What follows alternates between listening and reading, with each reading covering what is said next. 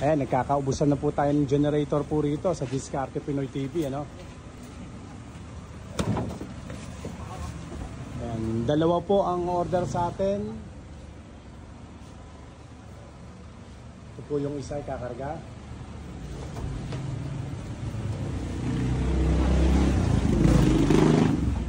Sa Pangasinan pa po ito, Pangasinan.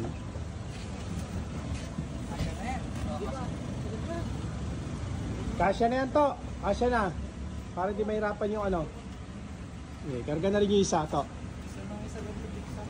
Ayan, sa mga interesado ha, samantalang mayroon pa po tayong generator. Ang dami po niyan. Ang daming mga order po sa atin. Nagkakaubusan po tayo ng generator ngayon.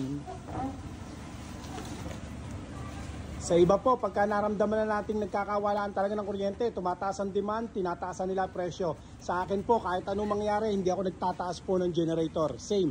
Kahit ano pong mga kasakunaan yan, o kaya kakulangan sa kuryente, may bagyo, may lindol, hindi po tayo nagtataas ng generator. Ayoko pong samantalahin yung mga pagkakataong gano'n. Ano ho? Ayan, sa atin, same pa rin po ang presyo. 10 kVA po yan, kinakarga na yan. Papadala pa po yan sa Pangasinan. Ayan. Ito naman sa iyo, sir, ano? Ayan, kila bossing yan. Thank you po.